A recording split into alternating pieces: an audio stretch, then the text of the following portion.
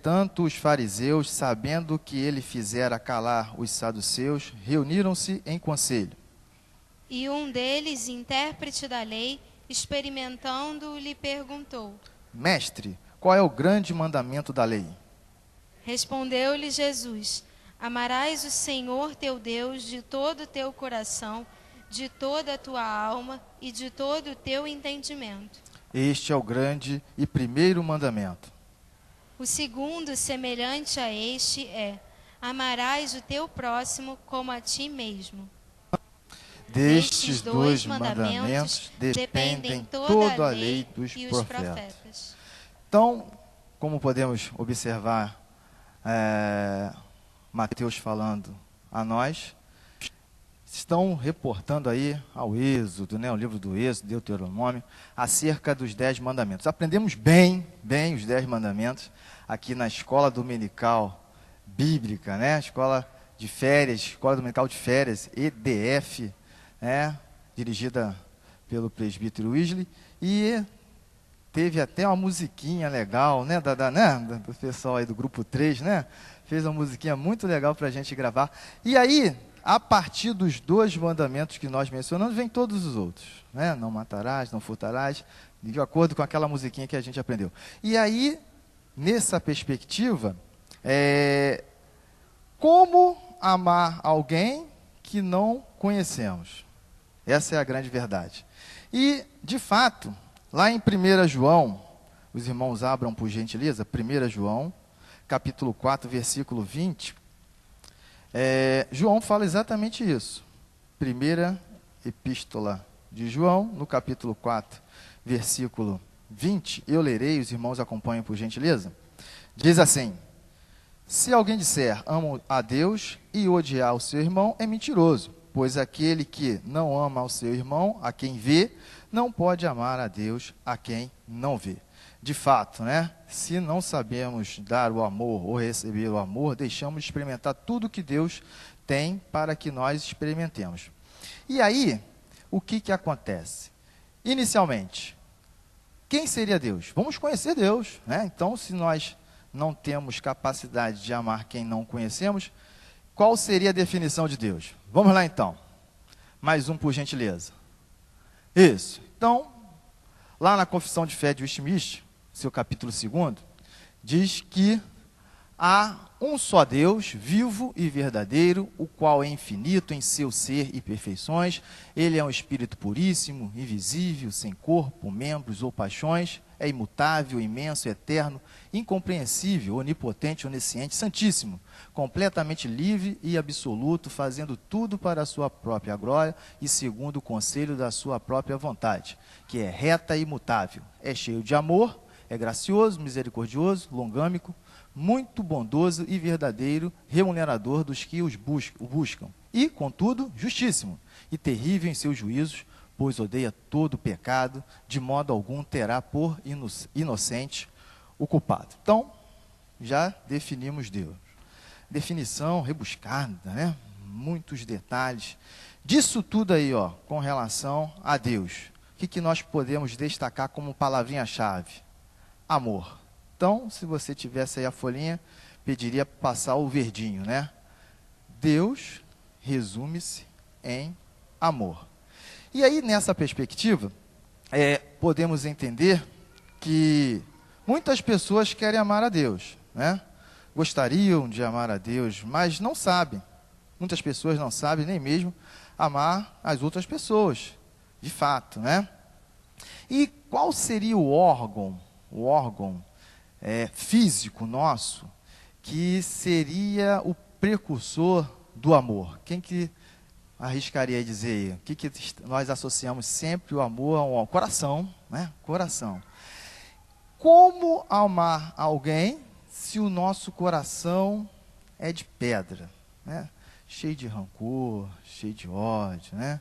Cheio de coisas que não permitem, de fato, que amemos nem as pessoas que estão ao nosso lado, muito menos a Deus. Então, a pergunta fica no ar: como amar a Deus se temos esse coração de pedra? De fato, o nosso coração é inclinada ao pecado. Então, hoje de manhã, por exemplo, na escola dominical, ali no discipulado, nós estamos falando pelos cinco pontos do calvinismo e batemos primeiramente no primeiro ponto aí, né, calvinismo, a depravação total. Vimos que não há um sã, um puro sequer. O único que se fez puro aqui na face da terra foi Jesus Cristo. Aquele que 100% homem, 100% Deus, fez tudo para nos demonstrar o mais perfeito, puro e nobre amor. Então, beleza. Como fazer então? Se estamos com o coração de pedra, né, coração duro, cheio de rancor, cheio de ódio, quanto mais tentamos acertar, erramos. É exatamente isso que diz o apóstolo Paulo, lá na sua carta aos Romanos, capítulo 7, versículo 20, né, as coisas boas que queremos fazer, não fazemos, as coisas ruins, essas sim fazemos. Nós olhamos para o exterior, essa é a grande verdade. Não olhamos para o interior como Deus faz, como Jesus Cristo, né, deu o seu exemplo aqui na face da terra. O diagnóstico desse coração é a presença constante do mal. Este coração está doente, seus sentimentos são contrários aos meus sentimentos, diria assim Jesus, e eis que decide fazer uma coisa e tento fazer, mas não consigo fazer aquilo que é certo. Sempre está propenso ao pecado, sempre está propenso às coisas ruins. Então, tem que dar um jeito. E aí? Para um coração doente, o que a gente pode fazer? Está batendo descompensado, né? Está lá com a batida desritmada, não tem um ritmo correto. Basta botar um marca-passo, então. Bota um marca-passozinho ali, né? Os choques ali, as correntes elétricas vão fazer com que fique certinho ali o batimento. Não, não é suficiente. De fato, precisamos de um novo coração. Essa é a grande verdade. Precisamos de um novo coração. Mas assim, não é simples. Já viu alguém fazer transplante de coração? Assim, toma aqui meu coração, leva aí, fica tudo certo. Não, não é simples assim. Fazer um transplante de coração requer simplesmente a morte da outra pessoa, não é isso? Diferente de doar sangue. 6 meses pode ir lá. Tiver um pezinho legal, uma idade legal, né? Pode ir lá. Doar o quê? Medula, até um rim, até um pulmão, dá para fazer, mas o coração não. Então, como fica? Aonde encontrar esse coração? Aonde encontrar a pessoa disposta a nos doar o coração? E aí? Essa doação foi feita, né, por intermédio de Jesus Cristo. Você sabia que a Bíblia diz que nós podemos ter um coração novo? Sabia? Vamos ver como? Passa aí para mim, por gentileza. É exatamente o que diz lá Ezequiel. Está projetado aí. Os irmãos acompanham, por gentileza. Vamos fazer o seguinte, vamos ler todos juntos? Vamos lá? E dar-vos-eis um coração novo, e porei dentro de vós um espírito novo, e tirarei da vossa carne o coração de pedra, e vos darei um coração de carne. Está aí, ó. Encontramos um doador. Mas aquilo que eu falei no início, né? Precisou o quê? Precisou uma pessoa morrer para nos doar esse coração. E essa pessoa foi Jesus Cristo. E aí, quantos poderiam dizer então, sabendo que para ocorrer essa doação, você precisaria morrer? Assim, eu não conheço, pelo menos, alguém que teve essa situação. Toma aqui meu coração. Até, muitas das vezes, para parentes, né? Eu lembro que um amigo muito chegado, muito amigo, trabalho, ele teve uma dificuldade tremenda. Ele precisou de um transplante de fígado. Sandrinho. A gente foi na casa dele no ano passado, no aniversário da filhinha dele. Ele ficou quase um ano no hospital, aguardando esse transplante. Imaginem você, assim, a expectativa que ele viveu, não só ele, mas como toda a família. E é essa a expectativa que nós vivemos. de ter um coração novo, de ter de fato, né? Como amar alguém, como amar a Deus, como amar o nosso próximo. Então, quando Deus olhou dos céus para a humanidade, ele percebeu que somente o transplante de coração resolveria o problema. Jesus Cristo, a segunda pessoa da Trindade, disse: toma o meu coração. E Deus tomou o coração de Jesus. E aí, aonde foi a mesa de cirurgia? Lá na cruz do Calvário. Então, podemos dizer conotativamente que naquele momento, Deus deu o seu Filho amado, numa cirurgia, vamos botar assim entre aspas, e passou a habitar em nós o Espírito Santo de Deus. Veio de fato esse coração de carne, né, na presença do Espírito Santo, habitando entre nós. E aí, saiu aquele coração doente, saiu aquele coração que só pensava em... Não, mas agora está trabalhando diferente. O ritmo é compassado, tem lá as suas batidas, às vezes dá uma acelerada, né, às vezes dá uma caidinha, mas o importante é que agora sabemos que temos ali o pecado, temos de fato passado por situações ruins, mas temos o remidor, temos um advogado junto a Cristo, junto a Deus, que é Jesus Cristo. E aí, por incrível que pareça, todas as vezes que a gente faz alguma coisa de errado, vem um dedinho assim, ó, não é isso não, tá legal. Não é isso que acontece? Então, com um coração novo, não quer dizer que não faremos mais nada de errado. Mas agora sim, nós temos um intercessor. Nós temos alguém para dar o alerta, para nos indicar quando falhamos. Dessa forma, a carta de Pedro, a segunda carta de Pedro, no seu capítulo 1, fala exatamente disso.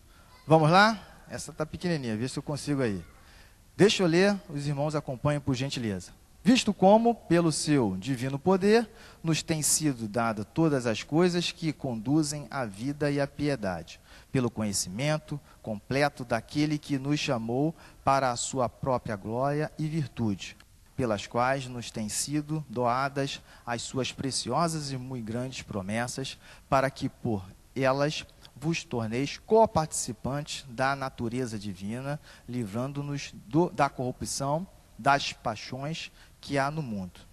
De fato. Agora, com o coração regenerado, nós temos essa visão.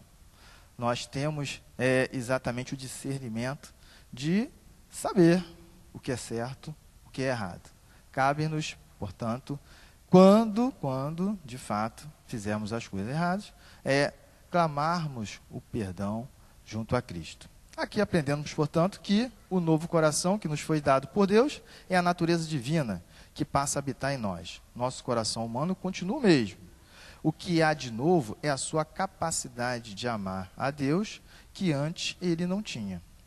Quando nos tornamos participantes da natureza divina e recebemos o coração de Cristo, que é a própria natureza de Cristo, através do seu Espírito Santo, passamos a ter capacidade de amar a Deus de todo o coração, com todo o ser, com toda a força, com toda a alma e com todo entendimento. Amar a Deus de todo o coração significa não ter o coração duro, nem para com Deus, nem para com o próximo.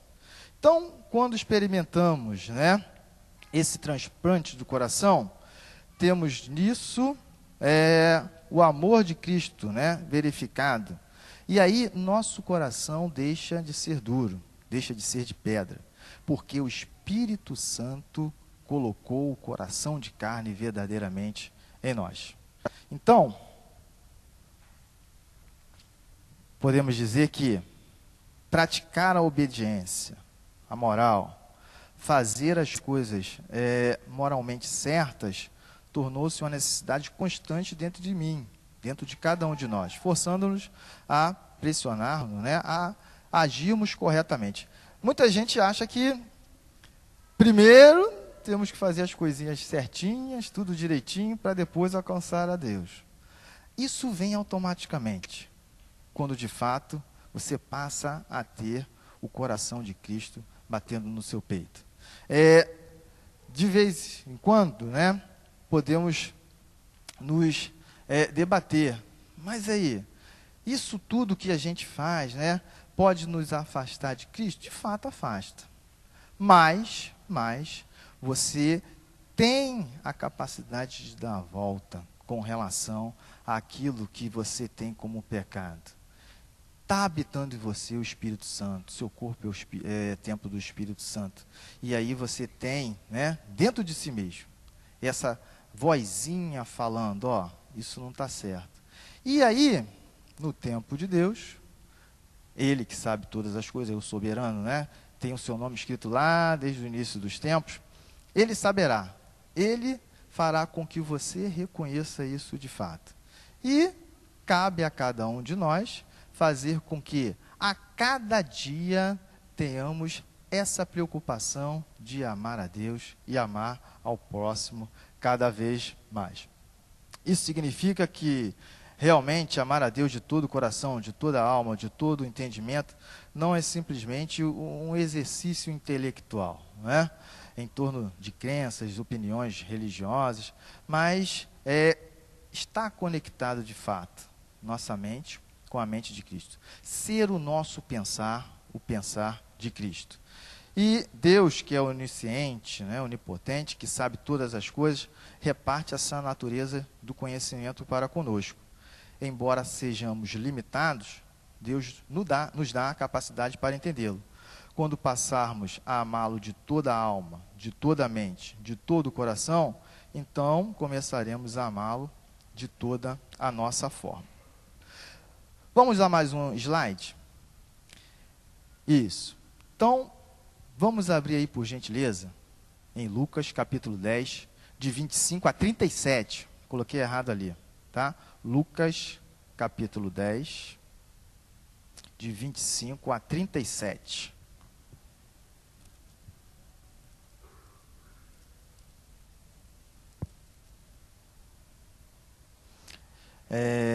Parábola, né, bem conhecida dos irmãos, a parábola do bom samaritano.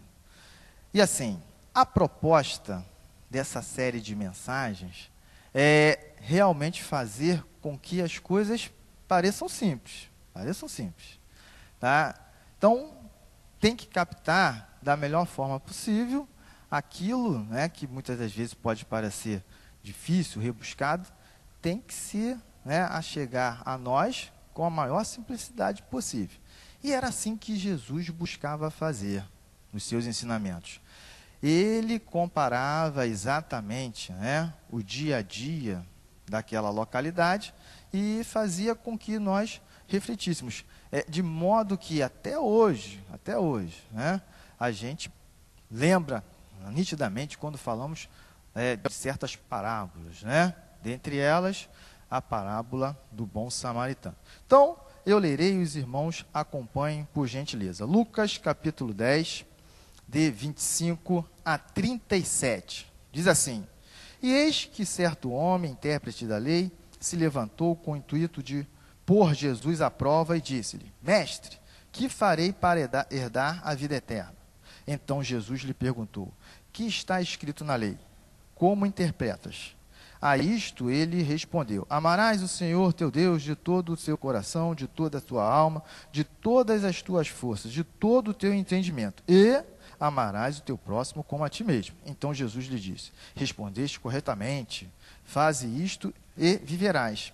Ele, porém, querendo justificar-se, perguntou a Jesus: Quem é o nosso próximo? Jesus prosseguiu dizendo: Certo homem descia de Jerusalém para Jericó e veio a cair em mãos de salteadores, os quais, depois de tudo que lhe roubarem e lhe causarem muitos ferimentos, retiraram-se, deixando-o semi-morto.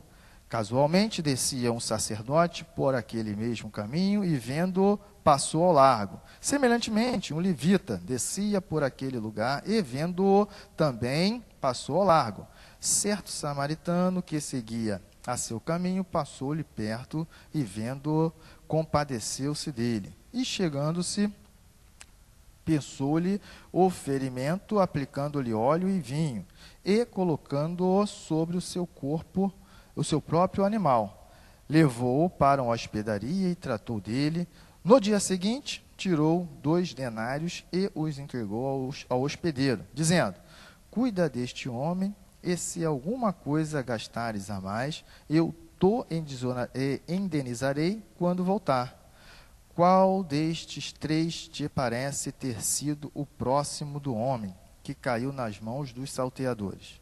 Respondeu-lhe o intérprete da lei: o que usou de misericórdia para com ele.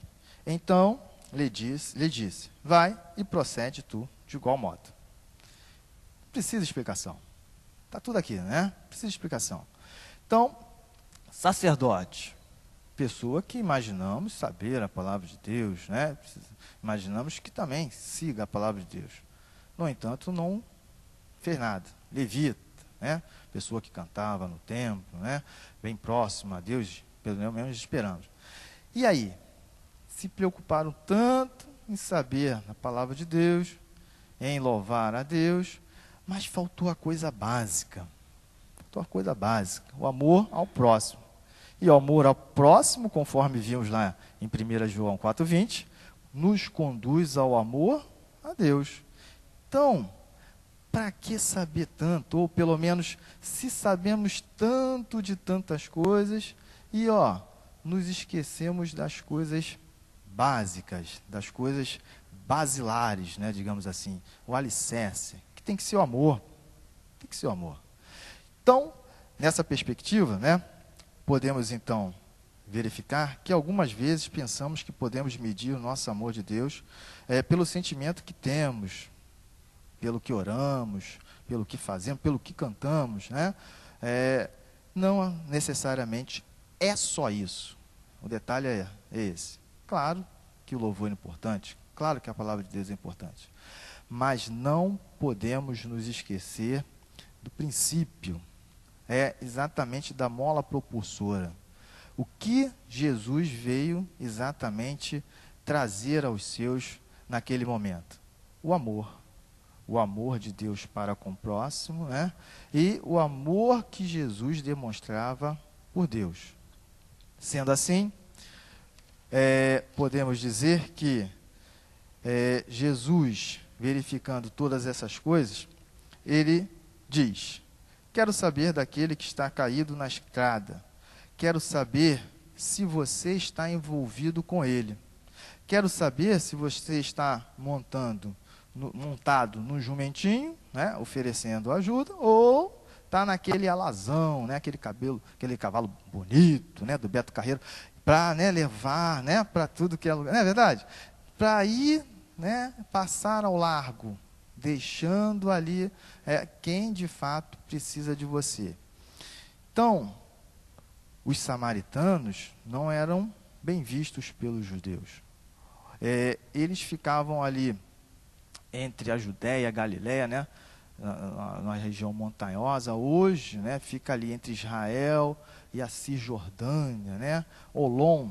Ainda tem ali uns 700 samaritanos, né, que vem o nome samaritano oriundo da Samaria. Então, hoje, Samaria seria ali aquele Olom que fica ali entre Israel e a Cisjordânia. Ainda há esse povo, ainda é esse povo. Eles ainda, né, tinham, assim, a crença bem parecida com os judeus. Seguiam o Pentateuco, mas eram discriminados pelos judeus naquela época. Então, daí, né, a situação de que não se deve olhar o exterior. Dentre aqueles 3 ali, se colocássemos no primeiro momento, né, vamos lá, quem que você acha que vai ajudar? Acredito eu que nós mesmos, né, falando, beleza, de repente o samaritano, de repente o sacerdote, o levita, eles vão ajudar. O samaritano, tenho certeza que não. Essa é a primeira ideia. Por quê? Observamos o exterior, o superficial. E Deus não. Deus observa o nosso interior, o nosso coração. E aí, o nosso amor a Deus se revela quando nos envolvemos com aqueles que de fato estão em aflição. Aquele que de repente não está conseguindo, né, alimentar a sua família. Aquele órfão, aquela viúva, né, que não está ali, aquele que está precisando de uma palavra de conforto, de um amparo. Beleza, estamos muitas das vezes envolvidos com tanto trabalho, né, tanta correria no nosso dia a dia, que não paramos para refletir sobre isso.